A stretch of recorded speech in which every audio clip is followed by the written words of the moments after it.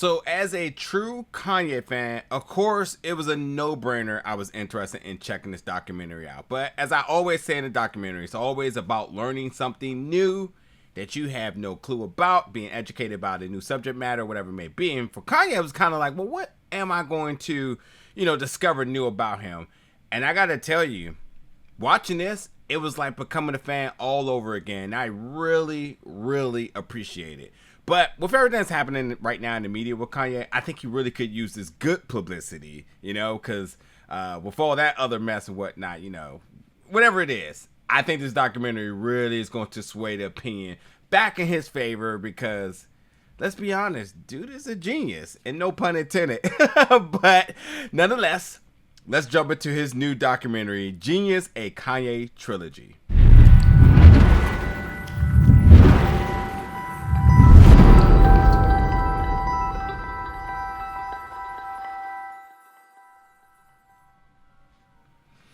What's up, folks, and welcome back to the channel today for another review. And today we're going to be reviewing, in true Kanye fashion, Genius, a Kanye Trilogy Act 1 Vision, which is coming to Netflix February 16th and already made its world premiere at Sundance Film Festival. Yeah, and in true Kanye fashion, of course Genius was going to be spelled in a very unique way. It's Kanye, right? But nonetheless, this was good. This was really good. I was expecting to just have fun and be entertained and whatever, but this was good. I truly went back down memory lane upon the things that really made me fall in love with his artistry, and just seeing him grow in his career was truly magical. It had some really, really good moments, and I'm already looking forward to the other two parts whenever they do come out.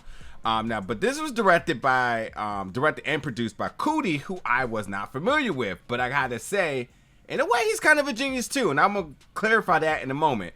But what's really cool about this documentary is being able to see this original footage and the context behind it. The narration of Coodie, who was with him since day one, and it's truly the story of Kanye from producer to mogul, and it was not just a walk through the park. This was truly a journey, and I know we idolize him now, and I know everything he touches now turns to gold, and every bit of shoes and clothes and music, whatever he does, people draw to. But to go back down memory lane when he wasn't always so quickly accepted, especially when they only viewed him as a beat maker, and they didn't think that he could actually rap, and they didn't think he could be an artist, to what he's become now. I mean, God, just the appreciation of that alone. But to talk about Coodie real quick. Coodie is from Channel Zero, which was some programming, and in that programming he used to document the rise of hip hop. But upon that journey, he ended up becoming friends with Kanye West, and he left his career, moved to New York, and started this documentary since 2002. So you mean to tell me somebody who was already established, who had a platform, that was doing remarkable work, decided to just drop all of that, leave the Shy, and then go to New York and follow Kanye West, who had not been signed, who had done some very significant things, but to give all his dreams up for this? I mean, that's a bet that a lot of people's not going to take it. He did it, and of course, he had to win the numbers on this one. So, but in this documentary, of course, we have endless cameos and testimonies and footage and all sorts of different things from all different celebrities. It's not even worth going down the list. You could think anybody and everybody from Chicago, Rock Nation, or Rockefeller, or just anybody who's had any involvement with Kanye West certainly had some FaceTime on this as well. So but yeah, it was cool seeing the behind footage of him putting All Falls Down together. So dope. One of my favorite songs, but like seeing how that all came together was really one of my favorite parts of this part one of the documentary.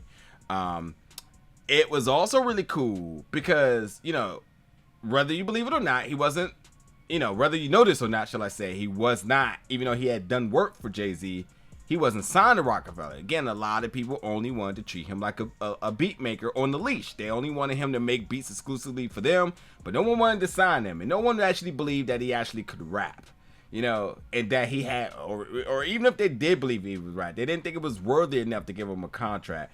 But also because he worked with Jay-Z, and Jay-Z truly was influential into everything he's become, you know, his big brother, as he said. It was all about going to Roc Nation, or formerly of Rockefeller Records. So like, even with other offers, and even with those other offers, they really wasn't even being serious. And you see all of this in the documentary. His goal was always to be with Rockefeller. But like, to see a part of the documentary where he kind of bum rushes Rockefeller office with his new song, All Falls Down, which, you know, that's a hot song. And he went to everybody's office saying, this is my new single. And he was pitching to everybody to get signed. I mean, that was so dope. But it was heartbreaking because it was like, how do you guys not see what's in front of you right now and get the deal done? And you have to think about the folks that are being shown in this footage. Has to be thinking back, like, what was I thinking? And of course, yeah, sure, he got signed to Rockefeller at some point. But like, imagine that type of talent almost leaving and never coming back, you know?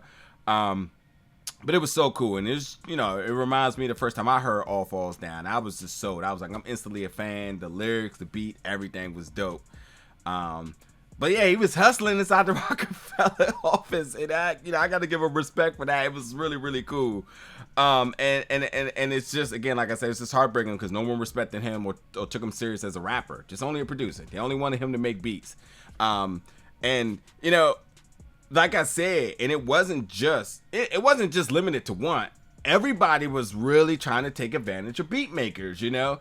They wanted them to do things for free, and they wanted to keep people close. They didn't want people to work with anybody else, so they wanted to make it exclusive, but still, no deal, you know? Like, it was a rough world, and like, I'm sure a lot of that still kind of happens, but, you know, definitely back in the day, you know, that was a very infamous, shall I say, strategy amongst people to use beat makers to get what they want. And like, if you've been a Kanye fan, you know he's always made beats for him to rap on it. He didn't make beats to sell. Of course he did something for Jay-Z, which is big, but then everybody kind of like, you know, typecasted him in the sense of saying like, oh, he only makes beats. I mean, look what he did for Jay-Z, and that's all they want him for. But as he always said, he made beats for him to rap on them, so for himself to rap on them. And you know, his whole pitch in this whole first part of the documentary was getting signed all the way into the point of him hustling to get signed, to Dame Dash putting that chain on him, making it happen. I mean, if you know anything about Rockefeller, that sealed the deal when you got the chain put on you. That means you were in. But, you know, it's Kanye West, so of course in this documentary we got some rants, some passionate speaking Kanye moments, whatever you want to call it, you know, but true Kanye, you know. And again, there's no way by watching this you can deny the talent that this guy has, like, period. Regardless if you like him in his personal life or whatnot, artistry and mogul, he's a genius. The dude has changed so much. As I look over at my Yeezys, he's changed so much in pop culture that there's no denying his impact and his artistry genius. Like, this, it's just period. Another very special moment of this documentary that really almost made me tear up was seeing Donda, his mom. It was truly special. Seeing her rap, seeing her interact with him, going back to the childhood home. I mean, what can you say? His mom meant everything to him. It's obviously the title of his last CD. But seeing how much of an impact Donda made on him. Quite frankly, how much Donda is Kanye and Kanye is Donda is very, very eerily scary. But that's just the bond that the two of them have, you know. And not to mention, too, Coodie also got a chance to kind of go back and reflect on his childhood a little bit as well, too. So we got to get the person in front of the camera and behind the camera to go back down their childhood so we can really appreciate who they are and where they came from. But yeah, the big moment leading up into this part of the documentary was Kanye obviously getting signed on stage, being brought out there with Jay-Z. You know, Kanye did the H to the Izzo beat. So after he performed it, he brought Kanye on, introduced him. And Kanye got to say he was officially signed and he got the chain, so that sealed the deal. So the biggest thing I learned from this documentary was that, you know, they always doubted him, but he always believed in himself. And that's just a truly motivating aspect to take out of this and really, you know, put into your own life, into some whatever circumstantial challenge that you're going through, to always believe in yourself, because you never know.